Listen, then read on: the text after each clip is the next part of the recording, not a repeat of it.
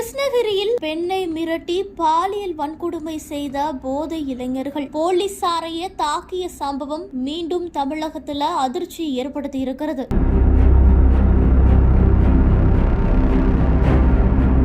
தமிழகத்தில் பாலியல் குற்ற சம்பவங்கள் தினம்தோறும் அதிகரித்து வருவதாக புகார் எழுந்திருக்கிறது. ஒரே நாள்ல பல இடங்களில் பெண்களுக்கு எதிரான பாலியல் குற்ற சம்பவங்கள் நடைபெற்று அதிர்ச்சியை ஏற்படுத்தி வருகிறது. அந்த வகையில் கிருஷ்ணகிரி புதிய பேருந்து நிலையத்தின் பின்புறம் உள்ள மலையின் மேல் தர்கா மற்றும் கோவில் உள்ள நிலையில் அந்த கோவிலுக்கு கடந்த 19ஆம் தேதி மதிய நேரத்தில் திருப்பத்தூர் மாவட்டத்தில் தன்னுடைய உறவினரோடு ஒரு பெண் அங்கு சென்றுள்ளார். அப்போது அங்கிருந்த மது போதையில் இருந்த 4 இளைஞர்கள் அந்த பெண்ணை மிரட்டி பாலியல் வன்கொடுமை செய்து அவர்களிடமிருந்த நகை பணத்தை பிடுங்கிக் கொண்டு அவர்களை தாக்கியதாக சொல்லப்படுகிறது. இந்த சம்பவம் தொடர்பாக பாதிக்கப்பட்டவர்கள் போலீசாரிடம் புகார் தெரிவித்திருக்கிறார்கள். பெண்ணை மிரட்டி பாலியல் வன்கொடுமை செய்து வழிப்பறியில் ஈடுபட்ட 4 போதை இளைஞர்கள் கைது செய்ய போலீசார் தீவிர நடவடிக்கை மேற்கொண்டார்கள். இதில் முதல் கட்டமாக 2 பேரை கைது செய்தார்கள். இதன் பிறகு தலைமறைவாக இருந்த மற்ற 2 பேரை போலீசார் தீவிரமாக தேடி வந்தார்கள். 2 பேரும் பொன்மலைக்குட்டை பெருமாள் கோவில் பின்புறம் பதுங்கி இருப்பதாக போலீசாருக்கு தகவல் கிடைத்திருக்கிறது. தகவல் கிடைத்ததும் அவர்களை பிடிக்க சென்ற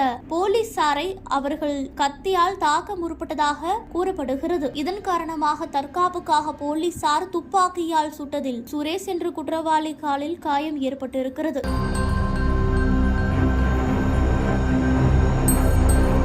மேலும் தப்பி செல்ல முயன்ற மற்றொரு குற்றவாளி நாராயணன் கால் முறிவு ஏற்பட்டு மருத்துவமனையில் அனுமதிக்கப்பட்டிருக்கிறார். தற்போது துப்பாக்கி சூடு நடைபெற்ற இடத்தில் மாவட்ட காவல் கண்காணிப்பாளர் தங்கதுரை ஆய்வு மேற்கொண்டு வருகிறார். கைது செய்யப்பட்ட இளைஞர்கள் மருத்துவ சிகிச்சைக்கு பிறகு நீதிமன்றத்தில் ஆஜர்படுத்தி சிறையில் அடைக்கப்பட உள்ளதாக தகவல் வெளியாகி இருக்கிறது. தமிழகத்தில் சட்டம் ஒழுங்கு சீர்கெட்டு உள்ளதாக எதிர்க்கட்சிகள் குற்றம் சாட்டி வருகிறார்கள்.